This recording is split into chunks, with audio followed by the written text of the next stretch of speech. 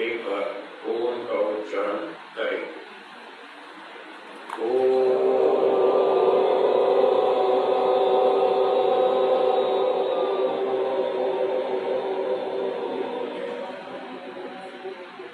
उपस्थित विद्वद्गण, धर्म प्रेमी सज्जन, माताओं और बहनों,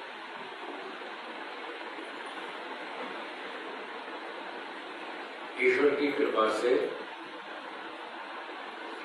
हमारा ये शिविर का कार्यक्रम बहुत ही अच्छी प्रकार से संपन्न हो रहा है।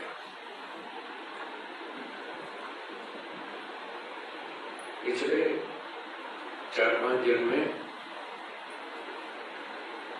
हमने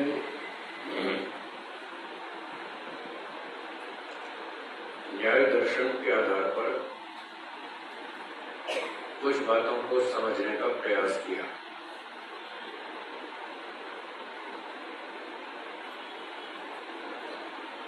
न्याय विद्या सूक्ष्म है, कठिन है।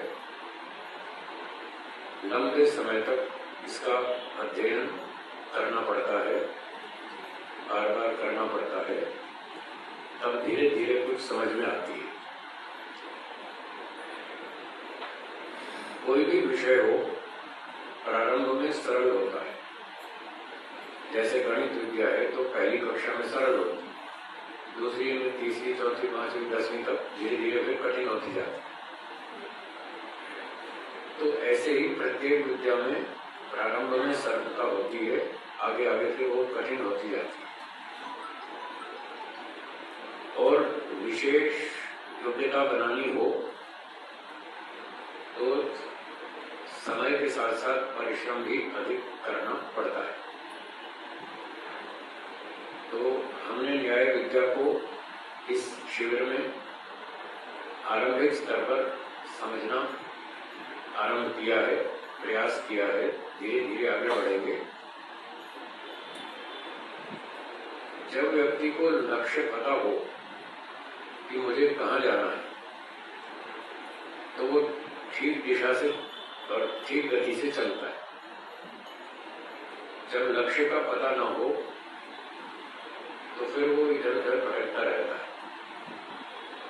किसी ने कुछ कह दिया, वो मान ली बात, किसी ने कुछ बात कह दी, वो मान ली, तो फिर वो भटकता ही रहता है। उसको ठीक से पता नहीं चलता मुझे क्या करना चाहिए, क्या सही और क्या गलत।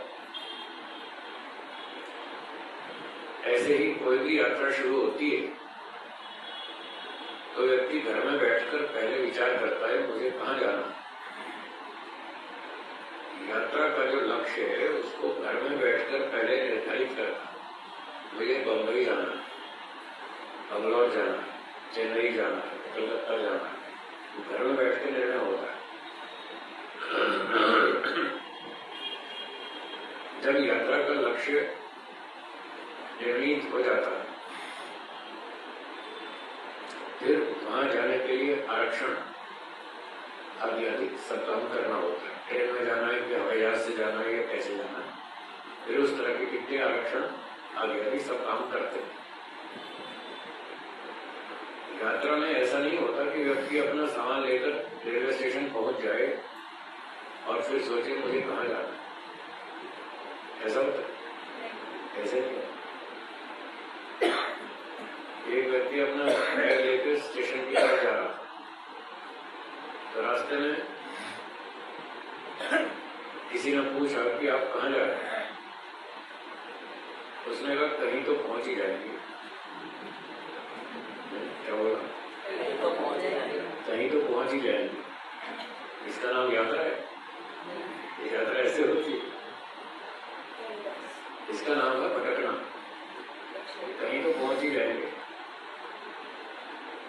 जो भटकने वाले लोग हैं वो ऐसे चलते हैं। अब हम देख रहे हैं संसार में बहुत सारे लोग ऐसे ही भटक रहे हैं। उनको पता ही नहीं हमें कहाँ जाना है, क्या करना है। बस ठीक है, दुनिया को देख के उनकी नकल कर रहे हैं। उसका नाम जीवन नहीं है। वो तो बस ऐसे ही टाइम पास कर रहे हैं। एक बच्चे से मैंने पूछा, क्यों बेटा बड़े होकर क्या बनोगे? बोला डॉक्टर बने। चलो ठीक है, उसको पढ़ा दिया समझा दिया, कुछ तो समझ में आएगा डॉक्टर बनना। दूसरे से पूछा तुम क्या बनोगे, मैं इंजीनियर बनूंगा। तीसरे से पूछा तुम क्या बनोगे, मैं पायलट बनूंगा। चौथे से पूछा तुम क्या बनोगे, तो कुछ तो बन ही जाएंगे। अब बताइए वो बच्चा क्या बनेगा, जिसको जो कहता है वो कुछ तो बन ही जाएंगे। तो ऐसे ही मनुष्यों को जीवन का लक्ष्य पता होना चाहिए कि हमें जाना कहाँ है। तो मनुष्य जीवन का लक्ष्य है सारे दुखों से छूटना। क्या लक्ष्य है? सारे दुखों से छूटना और पूर्ण आनंद की प्राप्ति करना, ये लक्ष्य है हमारा। आपका इससे कुछ अलग विचार हो तो बताइए। किसी का अलग विचार हो, सारे दुखों से मतलब छूटना नहीं चाहता, कोई अलग विचार हो तो बताएं। और अगर अलग विचार नहीं है तो इस बात को पक्का करें कि सब दुखों से छूटना मेरा लक्ष्य है और पूर्ण आनंद की 100% आनंद की प्राप्ति करना मेरा लक्ष्य है। अब ये दो बातें हैं, संसार में तो कहीं दिखती नहीं। चाहे डॉक्टर बन जाओ, चाहे वकील बन जाओ, चाहे साइंटिस्ट बन जाओ, चाहे इंजीनियर बन जाओ, चाहे पायलट बन जाओ, कुछ भी बन जाओ, तो भी 100% दुख तो नहीं छूटता और पूरा आनंद तो नहीं मिलता, कुछ भी बन जाओ। इसलिए ये सब टाइम पास है। मैं इसको टाइम पास करना कहता हूँ। जो लोग कहते हैं मुझे डॉक्टर बनना है, मुझे इंजीनियर बनना है, ये सब टाइम पास है। टाइम पास किसे कहते हैं? जब व्यक्ति मुख्य कार्य को छोड़कर गौण कार्य को करता है, उसको टाइम पास कहते हैं। जैसे उदाहरण के लिए कोई व्यक्ति रेलवे स्टेशन पर गया, उसको ट्रेन पकड़नी थी, तो स्टेशन पर पहुंचा तो देखा रेलगाड़ी अभी लेट है, वहां लिखा 2 घंटे लेट है। तो उसने सोचा 2 घंटे क्या करें, फिर वेटिंग रूम में बैठ गया और अपना मोबाइल निकाल के गेम खेलने लगा। क्या वो रेलवे स्टेशन पर गेम खेलने गया था? इस काम से नहीं गया था। और जब वो गेम खेल रहा था तो आप उसको क्या कहेंगे, ये क्या कर रहा है? यही कहेंगे टाइम पास कर रहा है। तो ऐसे ही लोग संसार में किस लिए आए थे? मोक्ष प्राप्ति के लिए आए थे। सारे दुखों से छूटना, पूर्ण आनंद की प्राप्ति करना, इन दोनों को मिलाकर मोक्ष कहते हैं। मोक्ष में ये दोनों काम होते हैं। जब आप कह रहे हैं हमारा लक्ष्य तो यही है, सारे दुखों से छूटना लक्ष्य है, तो मतलब मोक्ष ही हुआ ना। तो लक्ष्य है मोक्ष प्राप्ति, और मोक्ष के लिए तो कोई योजना नहीं, कोई प्रयास नहीं, और दूसरा काम कर रहे हैं डॉक्टर बनने का, इंजीनियर बनने का, तो यही कहेंगे टाइम पास कर रहा है। जैसे वो गेम खेल रहा था रेलवे स्टेशन पर, गेम खेल रहा था, वो टाइम पास कर रहा था, ये भी टाइम पास कर रहा है। तो सारे लोग जिनको अभी दिमाग में ये लक्ष्य नहीं बना कि मुझे मोक्ष में जाना है, वो सब टाइम पास कर रहे हैं। उनकी अभी मोक्ष की ट्रेन लेट है। जैसे वो रेलगाड़ी लेट हो गई तो वो दूसरे काम में लग गया। तो जिसको अभी वैरागी की ट्रेन अभी हाथ में नहीं आई, तो वो तब तक टाइम पास करता है, ये काम करता है छोटे मोटे। और जब उसकी ट्रेन आ जाएगी और वो गेम खेल रहा होगा, गेम अधूरी है, अनाउंसमेंट हो गई स्टेशन पर कि आपकी ट्रेन आ गई है 3 नंबर प्लेटफॉर्म पर, तो वो गेम खेलेगा या छोड़ के ट्रेन पकड़ेगा? अब ट्रेन पकड़ेगा, गेम छोड़ देगा, चाहे आधी हो, चाहे पौनी हो, चाहे पूरी हो, जो भी हो, वो उसको फटाफट गेम बंद करके वो ट्रेन पकड़ने के लिए भागेगा 3 नंबर स्टेशन प्लेटफॉर्म पर।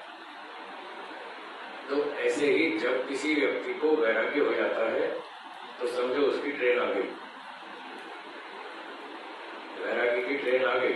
तो वो चाहे बच्चे पाल रहा था, चाहे वो संस्था चला रहा था, चाहे वो सीए कर रहा था, चाहे एमटेक कर रहा था, चाहे बीए कर रहा था, जो भी कर रहा था, वो गेम छोड़ करके वैराग्य की ट्रेन पकड़ ले। अब वो महर्षि दयानंद जी की तरह घर छोड़ के निकल गए, उनकी ट्रेन आ गई, वो निकल गए। तो ऐसे कभी कभी किसी किसी की ट्रेन आ जाती है, फिर वो निकल लेता है, बाकी लोग अपना टाइम पास करते रहते हैं। हाँ जी, वैराग्य आवाज नहीं सुनाई दे रही, या तो माइक लो, जो भी माइक लो। हाँ नमस्ते। दुख में अनुभव होता है, हाँ, सुख में भी ये बना रहे, उसके लिए क्या प्रयास करें? बहुत अच्छा प्रश्न आपका। तो बहन जी ने कहा कि वैराग्य तो दुख से उत्पन्न होता है, दुख की स्थिति में वैराग्य उत्पन्न होता है, ठीक बात है। तो सुख की स्थिति में भी वैराग्य बना रहे, इसके लिए क्या करें?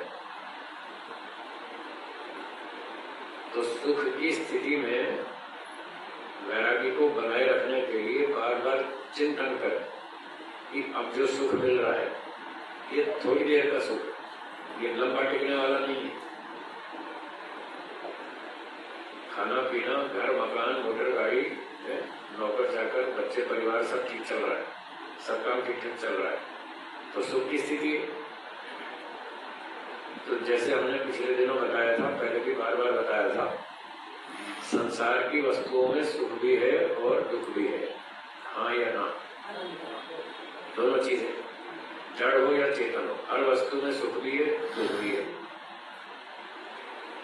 तो यदि हम सुख पर दृष्टि रखेंगे तो राग होगा। क्या होगा?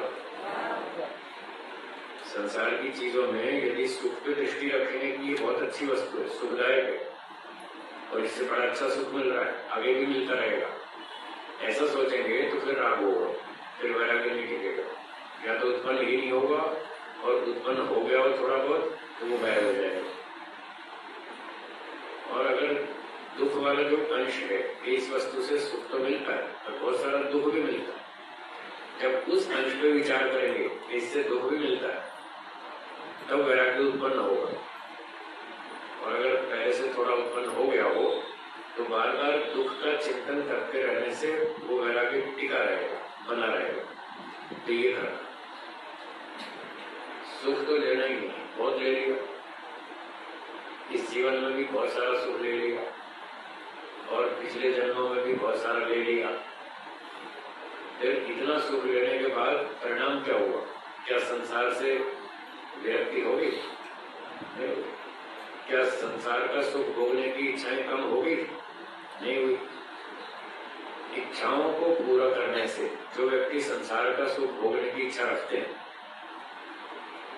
संसार का, इंद्रियों का, विषयों का सुख भोगने की इच्छा रखते हैं, वो अपनी इच्छाएं पूरी करते रहते हैं, शॉपिंग करते हैं, कपड़े खरीदते हैं, सोना चांदी ये वो सब चीज खरीदते हैं, खाते पीते हैं और सुख लेने की इच्छाएं पूरी करते रहते हैं। तो इच्छाओं को पूरा करने से परिणाम क्या होता है? इच्छाएं बढ़ती हैं या बढ़ती हैं? बढ़ती हैं, सबको पता है। क्या किसी व्यक्ति की सारी इच्छाएं पूरी हो सकती है? ऐसे सोचना चाहिए कि हम जो अपनी इच्छाएं पूरी कर रहे हैं, जितनी जितनी पूरी करते जाएंगे उतना उतना ये इच्छाएं बढ़ती जाएंगी। रोज का अनुभव है, सबको अनुभव है, और सारी इच्छाएं पूरी होंगी, किसी की भी नहीं हुई आज तक। इच्छाओं को पूरा करने से इच्छाएं बढ़ती, सारी इच्छाएं पूरी होती नहीं किसी की भी, कुछ इच्छाएं पूरी हो जाएंगी और कुछ रह जाएंगी जो पूरी नहीं हो पाएंगी। जो इच्छाएं पूरी नहीं हो पाएंगी वो सुख देंगी या दुख देंगी, बस ऐसे सोचना चाहिए कि आगे भी ये इच्छाएं हमको दुख देंगी। ऐसे सोचने से फिर वैराग्य बना रहेगा, व्यक्ति फिर आगे नहीं जाएगा, क्योंकि अंत में रिजल्ट तो दुख ही है। खा लो, पी लो, डांस कर लो, पार्टी कर लो, कुछ भी कर लो, थोड़ी देर का सुख है, उसके बाद खत्म। इन भौतिक सुखों से आत्मा की इच्छा शांत हो ही नहीं सकती। आपका जो पिछला अनुभव है उसको याद करें, जो अब तक का पिछला अनुभव है कि बहुत सारे सुख आपने भोगे अब तक इस जीवन में, पिछले जन्मों को छोड़ दें, इस जन्म की बात करें तो इस जन्म में भी आपने बहुत सारे सुख भोगे, हाँ या ना? बहुत सारी शादियों में गए, पार्टियों में गए, डांस भी किया, गीत संगीत भी किया, सब सारे काम कर लिए। उसका परिणाम क्या निकला? क्या इच्छाएं शांत हो गई? नहीं हुई। तो उन पिछले अनुभव को याद करें, उसको बार बार दोहराएं। कितनी बार हमने अच्छी अच्छी पार्टियों में भोजन खाया, बढ़िया बढ़िया स्वादिष्ट भोजन खाया, खूब सुख लिया, फिर भी वो खत्म, थोड़ी देर में तो सब खत्म हो जाता, टिकता तो है ही नहीं। और फिर हर बार वो इच्छा बनती रहती है कि अब फिर कब मौका मिलेगा, फिर कब ऐसा अवसर आएगा जहाँ अच्छा बढ़िया खाने को मिलेगा। तो ऐसे बार बार सोचने से व्यक्ति को वैराग्य उत्पन्न होता है। इस जन्म में किसी ने 50 साल, किसी ने 60 साल, किसी ने 40 साल, अब तक जितना सुख होगा इतना तो प्रत्यक्ष अनुभव है ही कि इतने वर्षों में हमारी तृप्ति नहीं हुई, और पीछे बहुत सारे जन्म बीत गए। अब कितने वो बीते वो तो पता नहीं, 5 लाख, 10 लाख, 20 लाख, 50 लाख, 2 करोड़, कुछ नहीं पता। चलो एक छोटी कल्पना कर लेते हैं, 10 लाख जन्म मान लेते हैं भूतकाल में, इससे पहले 10 लाख जन्म हमने और भी संसार के सुख भोगे, और इस जन्म में भी भोगे। इतने जन्मों तक सुख भोगने के बाद रिजल्ट क्या? वही के वही, इच्छा तो खत्म हुई।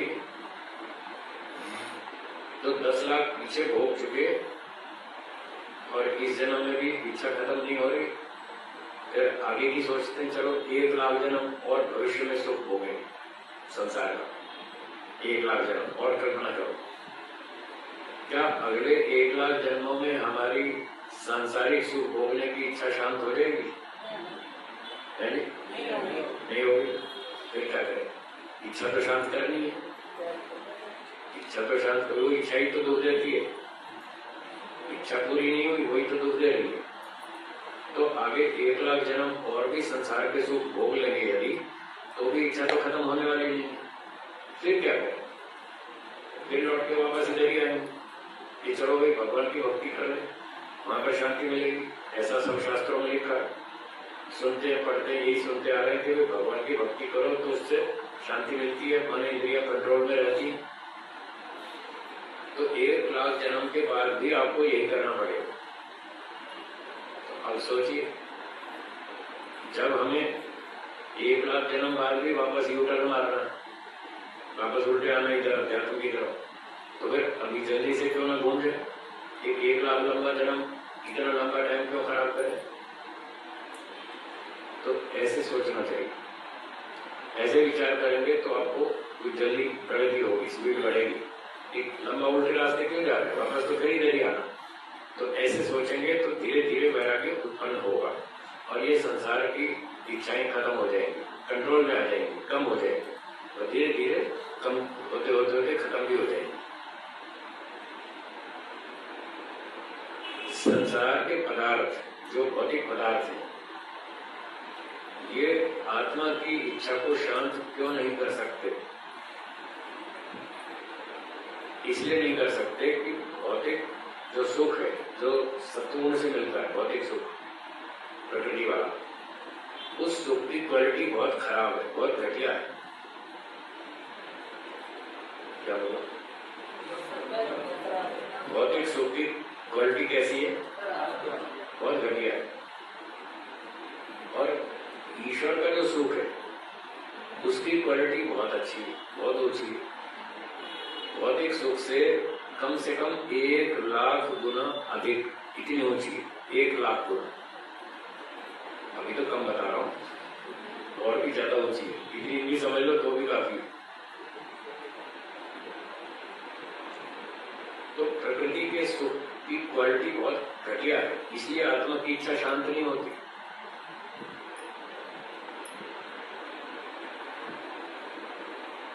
और ईश्वर का सुख की क्वालिटी बहुत अच्छी है, उससे आत्मा की इच्छा शांत हो जाती है, वो उच्च स्तर का सुख है। तो अब 10 लाख जन्म हो गए, इस संसार का सुख भोगते भोगते परिणाम क्या है? 0। वहीं के वहीं खड़े, कोई शांति तो मिल नहीं गई। इसलिए हमको इधर लौटना चाहिए। बुद्धिमत्ता ये कहती है हमें ईश्वर की तरफ मुड़ना चाहिए, यहीं पर शांति मिलेगी। तो पिछले अनुभव को बार बार याद करें और आगे का चिंतन करें। ये उपाय है वैराग्य को उत्पन्न करने का। और जो अनुकूलताएं चल रही हैं वो अच्छी है, ऐसे ही काम चलाओ, टाइम पास, जीवन चलता रहे, ठीक ठाक चलता रहे, कोई बड़ी समस्या न आए, बड़ा दुख न आए, छोटे छोटे दुखों से ही हमको वैराग्य हो जाए, बस ऐसे सोचना चाहिए। और अपने जीवन में ज्यादा दुख नहीं आता तो दूसरों के जीवन में दुख देख करके भी समझ लेना चाहिए। जरूरी नहीं कि हम सारी चीजों का प्रत्यक्ष अनुभव ही करें, ये आवश्यक नहीं है। जो न्याय दर्शन हम पढ़ रहे थे, न्याय की बातें, उसमें बताया एक प्रत्यक्ष प्रमाण है, एक अनुमान प्रमाण है, 8 प्रमाण बताए थे। तो हर चीज का हम प्रत्यक्ष करेंगे आवश्यक नहीं है। कुछ चीजों का हम प्रत्यक्ष कर सकते हैं और बाकी चीजों का अनुमान कर लेंगे। आप ये जानना चाहते हैं समुद्र का पानी कैसा है, मीठा या खारा? आपने एक घूंट पी के देख लिया, आपको पता लग गया ये तो खारा है, तो क्या पूरा समुद्र पिएंगे? एक घूंट से पता लग जाएगा। जैसे ये खारा है तो और भी खारा है। एक कुएं में से एक गिलास पानी निकाल के पी लिया, पूरे कुएं का पता लग गया। तो पूरे कुएं का जो पता लग गया बस काफी है। हमें ऐसे ही समझ रहे हैं। जब दुनिया में देख रहे हैं बचपन से अब तक कोई भी आदमी पूरा सुखी नहीं दिख रहा, बस आप दिख रहे हैं।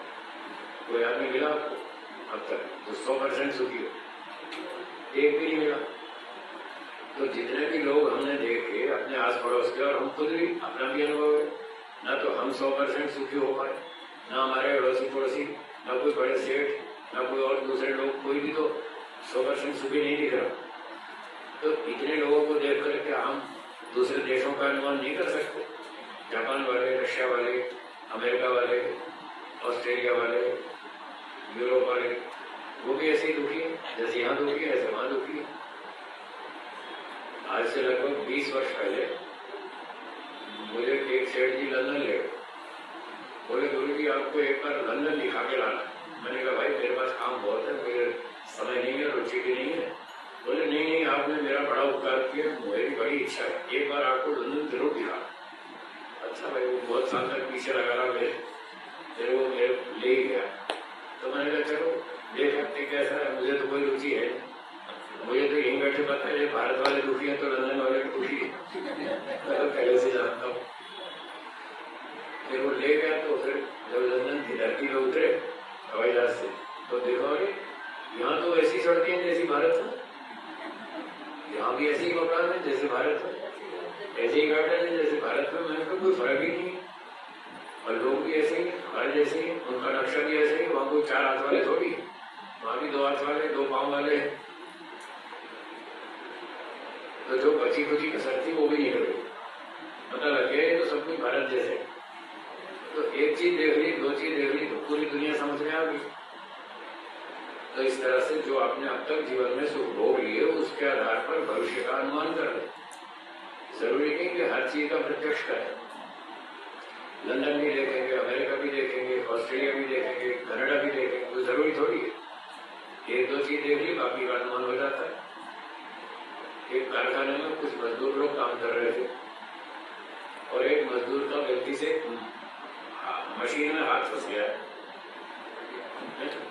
उसका ध्यान इधर उधर हो गया और हाथ उसका मशीन में फंस गया।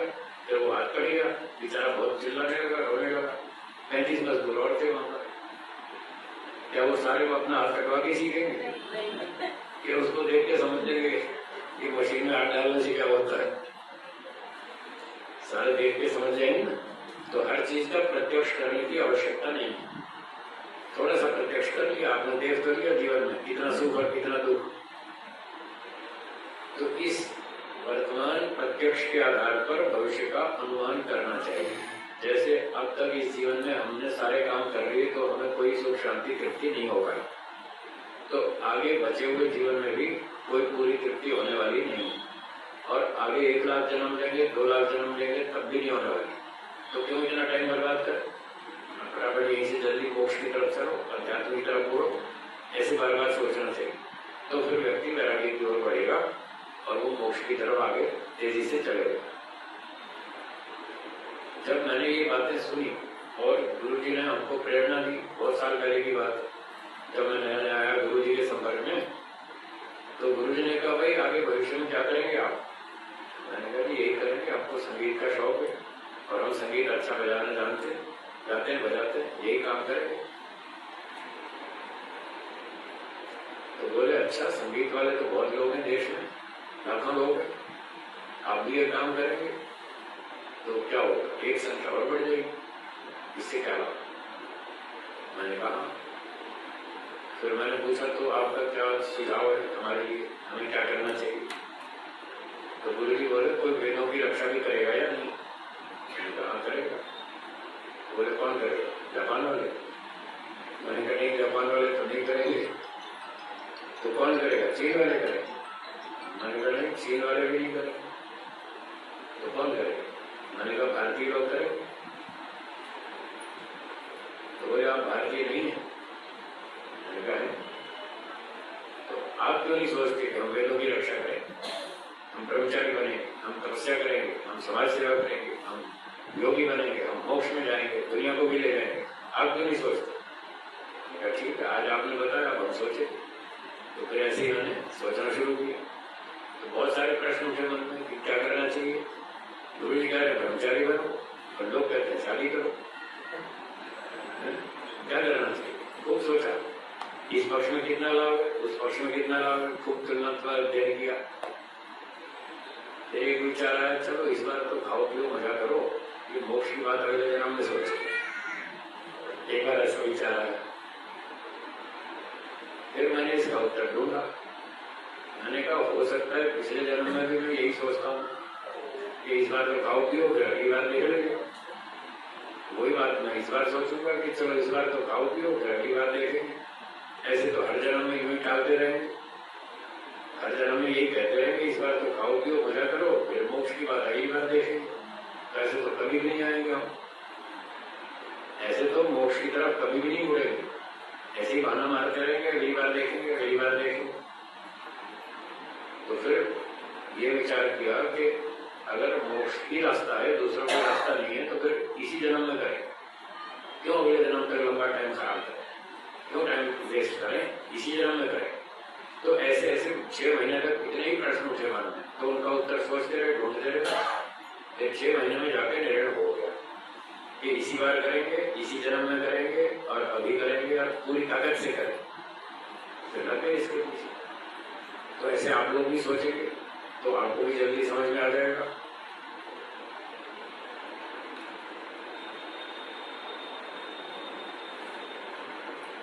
मेरी बात कुछ समझ में आ रही है? आ रही है ना?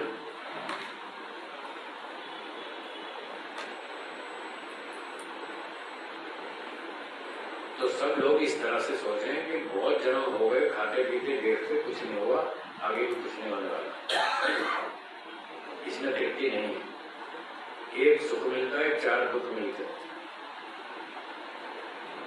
तो सुख पर नजर न रखें, दुख पे नजर रखें। सोचना, बस सोचना ही इसका उपाय है। सोचना, ठीक ढंग से सोचना सीखें। सुख को मत देखो, दुख को देखो, वैराग्य हो जाएगा। सुख को देखेंगे तो राग हो जाएगा। तो सारे इतिहास में जितने भी लोग अध्यात्म की ओर चले, उन सबका इतिहास हमने देखा, सब के सब इसी तरह से उड़ के आए संसार से। जिसके जीवन में जब जहां जिसको दुख समझ में आया, दुख प्रतीत हुआ, बस वहीं से वो उड़ गया, क्योंकि दुख भोगना कोई चाहता नहीं।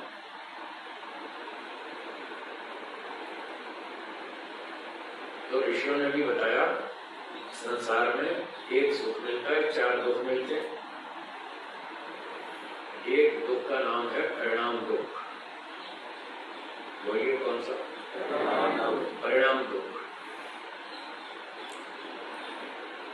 व्यक्ति सोचता है कि मैं जो मेरी इच्छा हो रही है सुख भोगने की, यदि मैं इस वस्तु का सुख भोगूं तो इससे मेरी इच्छा शांत हो जाएगी, ऐसा वो सोचता है भोगने से पहले कि ऐसा करने से मेरी इच्छा शांत हो जाएगी। ये सोच करके फिर वो उस वस्तु का सुख भोगता है। एक उदाहरण ले लेते हैं, सरल हो जाएगा समझने में। मान लो किसी किसी को रसगुल्ले बहुत अच्छे लगते हैं, बहुत बार उसने खाए, बहुत अच्छे लगते हैं, उसको सुख मिलता है, तो वो सोचता है कि मैं आज इच्छा हो रही है रसगुल्ले को सुख लेने की, चलो आज बाजार से रसगुल्ले लाते और 4, 5, 6, 8 जम के रसगुल्ले खाएंगे, उसका सुख लेंगे। तो इस तरह से सोच के उसने 6-8 रसगुल्ले मंगा लिए और 2 खाए, 3 खाए, 4 खाए, उसको बहुत अच्छा लगा। फिर 4 खा लिए, बहुत मीठा हो गया, मुंह में ज्यादा मीठा हो गया, और उसकी इच्छा तो अभी शांत हुई नहीं, रसगुल्ले का सुख लेने की अभी तो इच्छा तो और भी है, थोड़ा और खा लो भाई। अब मुंह ज्यादा मीठा हो गया, खाया नहीं जा रहा, तो उसने सोचा चलो एक समोसा खा लेता हूँ बीच में, थोड़ा टेस्ट बदल जाएगा। क्योंकि ऐसा होता है नहीं, ऐसे ही करते हैं, 4 रसगुल्ले खा के फिर बीच में एक समोसा खा लेते, थोड़ा चटपटा हो जाए, मुंह टेस्ट बदल जाए, फिर वो समोसा खा के 2 रसगुल्ले और खा लेते, फिर मुंह मीठा हो गया, फिर सोचता है क्या करें, अभी तो 2 रसगुल्ले तो और खाने चाहिए, इच्छा तो शांत हुई नहीं, अभी तो मन में और भी इच्छा है, और खा लो और खा लो, फिर बीच में एक कचौरी खा लेता है, थोड़ा चेंज हो जाता है, फिर 2 रसगुल्ले और खा लेता है। तो ऐसे 6-8 रसगुल्ले खाने पर भी क्या उसकी इच्छा शांत हो जाती है? नहीं होती, इच्छा शांत नहीं होती, मुंह मीठा हो जाता है, ज्यादा खाया नहीं जा रहा, इंद्रिय का सामर्थ्य खत्म हो गया, अब और खा नहीं पा रहा, पेट भी भर गया, पेट में भी जगह नहीं बची, भूख भी खत्म हो गई, भूख खत्म हो गई, पेट में जगह नहीं बची, इंद्रियां भी थक गई, ज्यादा खाया नहीं जा रहा, पर इच्छा तो अभी भी है कि 2 रसगुल्ले और खा लेता तो मजा। भाई 8 में तो तेरी तृप्ति नहीं हुई, 2 और खा लेगा तब क्या होने वाली है, ये नहीं सोचता व्यक्ति, बस वो इच्छा उसकी बनी रहती है और वो उसको दुख देती रहती है, मजबूरन उसको रसगुल्ले खाना छोड़ना पड़ता है। अब क्या करें, खा नहीं पा रहे, चलो छोड़। इसका नाम है परिणाम दुख। क्या नाम? परिणाम जो होता है वो घटना के बाद होता है, परिणाम उसी को कहते हैं, घटना के बाद जो आता है उसका नाम परिणाम है। तो घटना हो गई, उसने 6-8 रसगुल्ले खा लिए, फिर परिणाम क्या हुआ, इच्छा तो शांत हुई नहीं, उसका उद्देश्य था इच्छा को शांत करना, इसी उद्देश्य से उसने रसगुल्ले मंगाए थे, ये रसगुल्ले खाकर मेरी इच्छा शांत हो जाएगी, और वो रिजल्ट नहीं आया जो वो चाहता था, परिणाम वैसा नहीं आया, और परिणाम में वो इच्छा उसको अभी भी दुख दे रही है, इस कारण ऋषियों ने इसका नाम रख दिया परिणाम दुख। तो इस तरह से आप इस एंगल से आप संसार को खाना पीना शुरू करें, खा पी करके देखें क्या परिणाम क्या है, इच्छा शांत हुई कि नहीं हुई, ऐसे परीक्षण करें तो धीरे धीरे आपको भी समझ में आ जाएगा कि इन चीजों में कोई ज्यादा सुख नहीं। फिर दूसरा दुख है ताप दुख। दूसरा क्या है? ताप दुख। एक व्यक्ति ने सोचा आज रसगुल्ले खाएंगे, और बाजार से उसने रसगुल्ले मंगवा लिए, रसोई में रख दिए, शाम को 4 बजे, कितने बजे? और ये सोचा रात को 8 बजे जो भोजन करेंगे डिनर, अब डिनर में ये रसगुल्ले खाएंगे, 4 बजे मंगा के रखिए, कब खाएगा? 8 बजे, मंगाएगा 4 बजे, बीच में कितना घंटे का गया था? 4 घंटे। अब इस 4 घंटे में उसको मन में खटका लगा रहेगा कोई पीछे से दूसरा न खा ले, मैंने तो मंगा के तो रख लिए, फिर पीछे कोई दूसरा न खा ले, ये बच्चे खूब घूमते रहते हैं, कभी बच्चे न खा जाए, कोई अतिथि मेहमान न आ जाए उसको खिलाने पड़े तो मेरे हिस्से में नहीं आएंगे। कभी कभी ये भी डर लगता है कि छिपकली घुस गई तो भी खराब हो जाएंगे, खाने लायक नहीं रहेंगे। तो अब उसको इस प्रकार का जो डर मन में सताता है कि ये रसगुल्ले का सुख कोई छीन न ले, कहीं खो ना जाए, कभी खराब ना हो जाए, कोई दूसरा ना खा जाए, ये जो उसको मन में डर सताता रहता है, उस सुख के खो जाने का, छीन लिए जाने का, नष्ट हो जाने का, बिगड़ जाने का, इसका नाम है ताप दुख। क्या नाम है? ताप दुख। ये ताप दुख सताता है या नहीं? जो व्यक्ति सुख लेता है उसको ये ताप दुख नहीं छोड़ेगा, परिणाम दुख नहीं छोड़ेगा। और एक व्यक्ति को डायबिटीज हो गई, अब डॉक्टर साहब ने उस पर बैन लगा दिया, अब रसगुल्ले नहीं खाना, मिठाई नहीं खाना, चीनी नहीं खाना।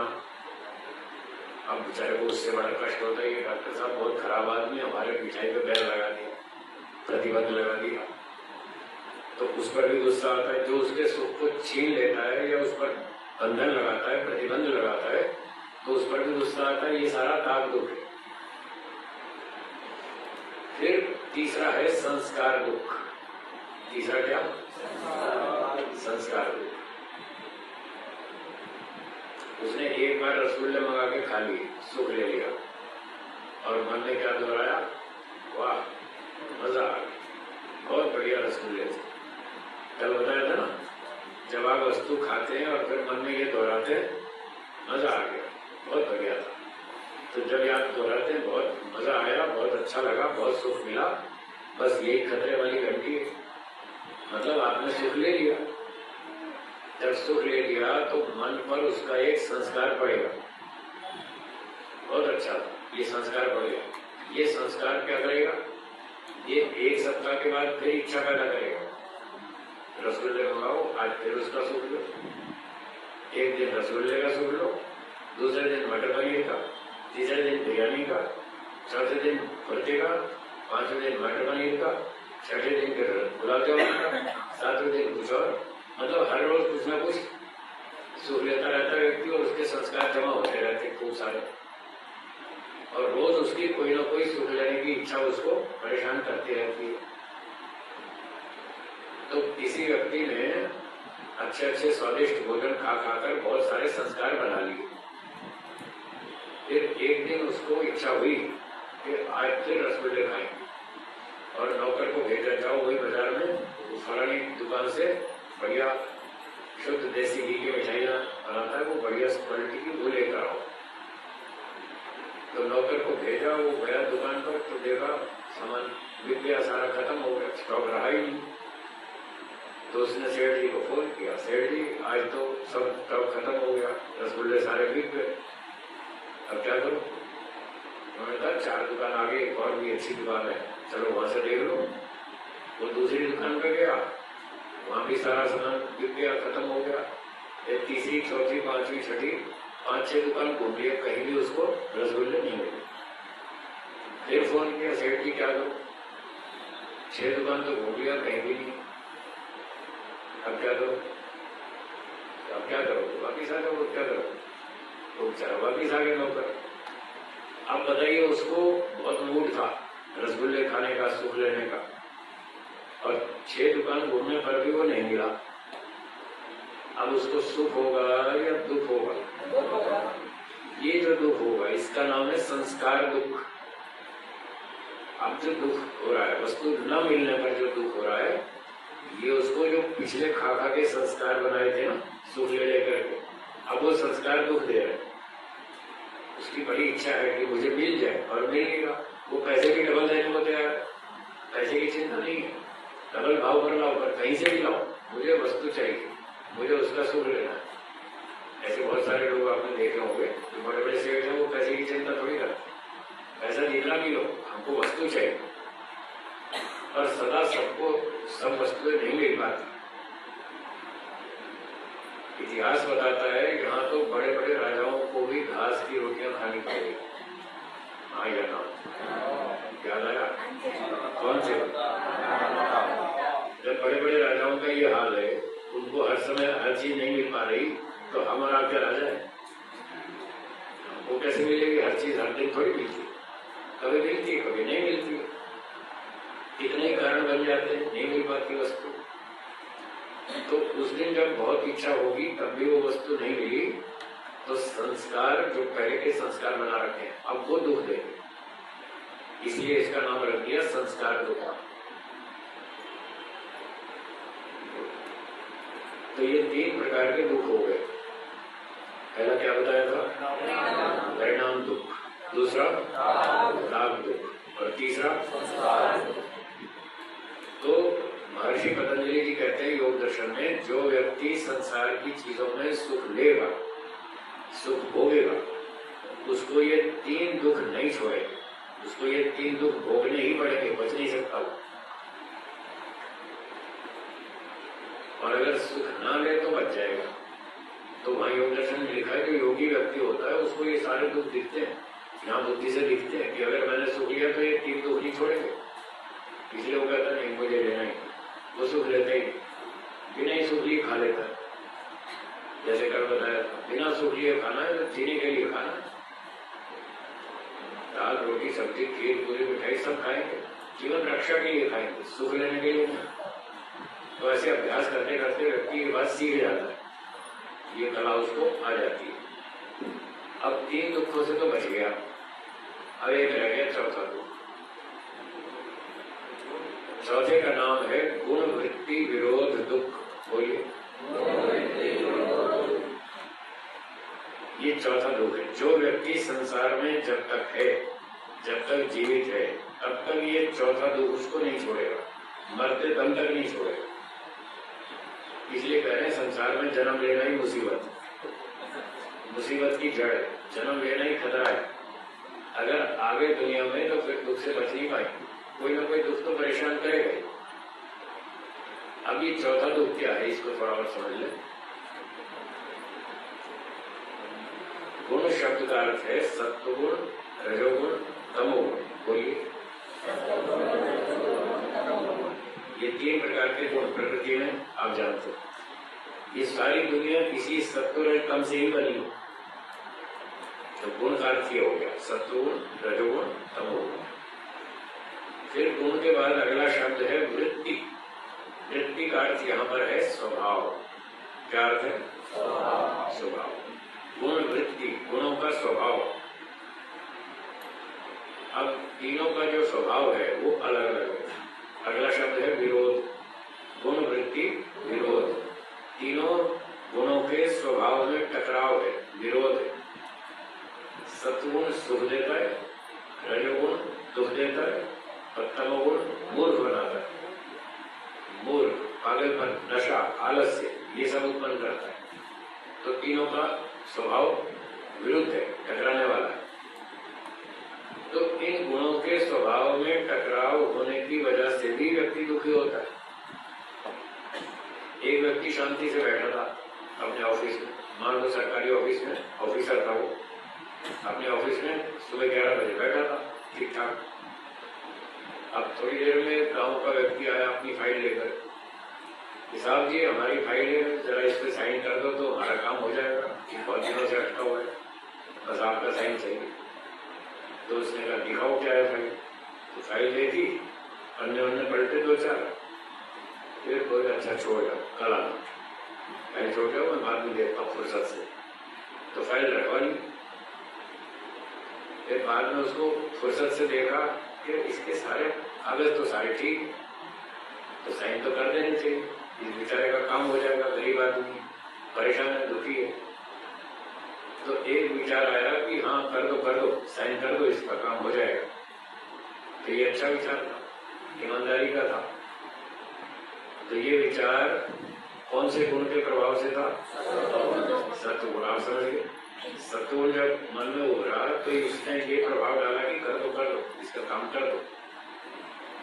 अभी वो सोच ही रहा था कि साइन कर दो, फिर दूसरा विचार उठा अंदर से, रजोगुण का, बोला ऐसे कैसे कर दे, फ्री में थोड़ी होता है, कुछ तो हमको सेवा शुल्क मिलना चाहिए।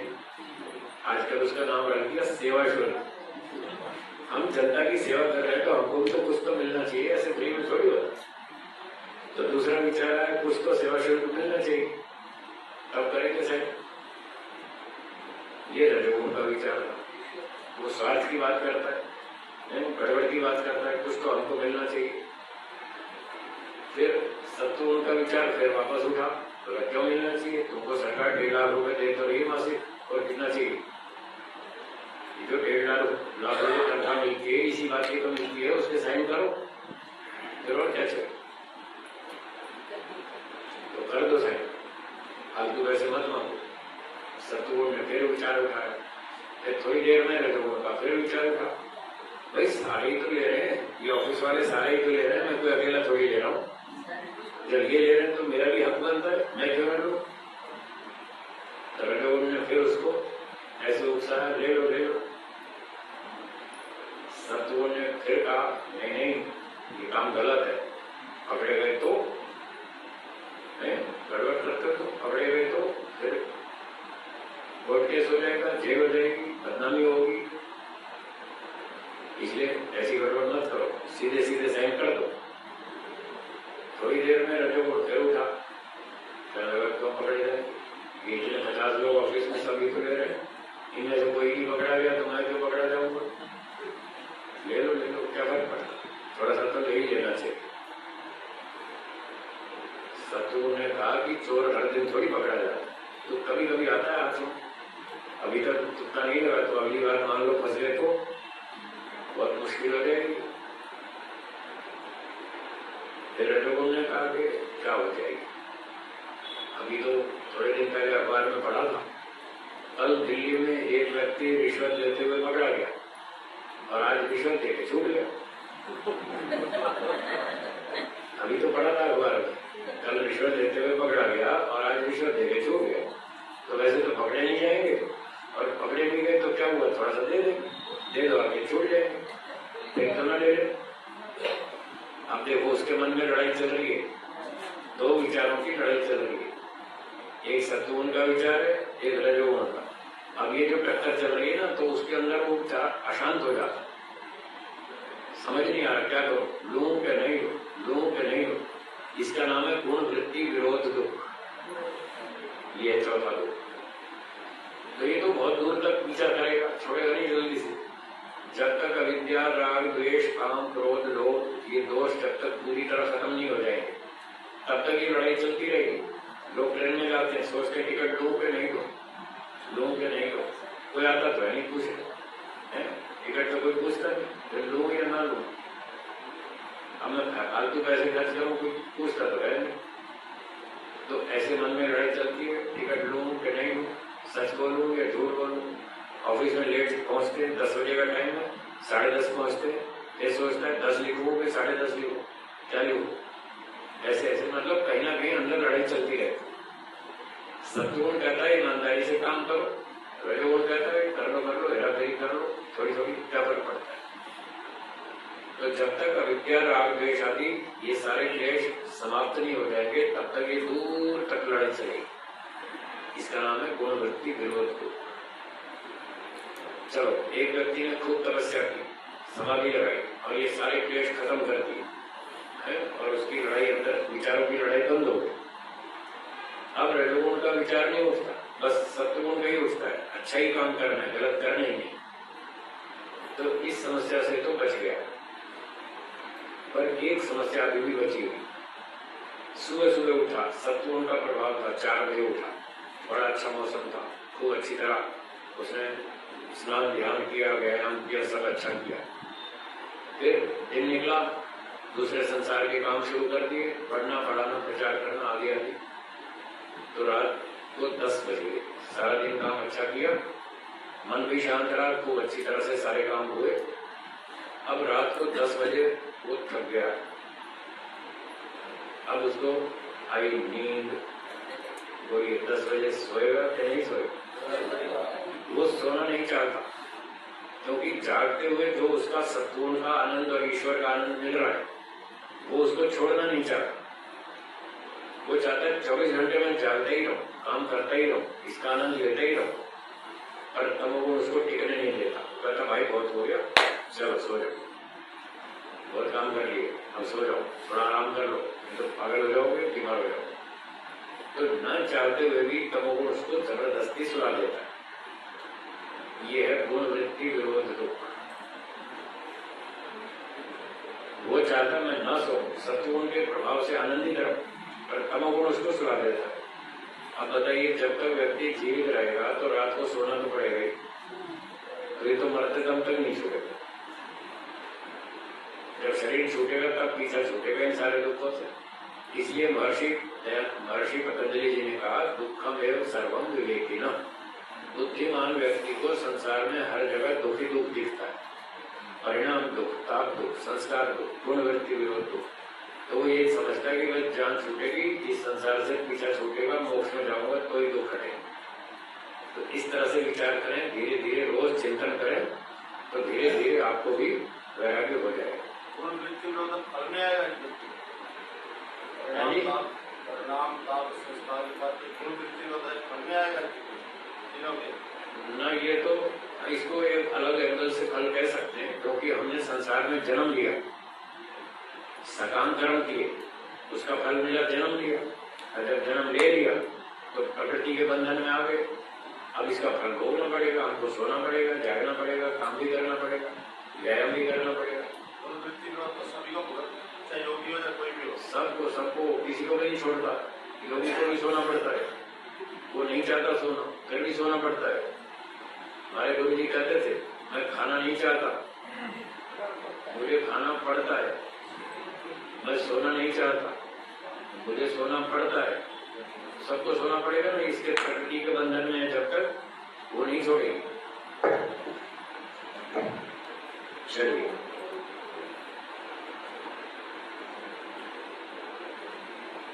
तो समय समाप्ति की ओर है। कुछ लोग कह रहे हैं कि अंत में एक गीत भजन हो जाए।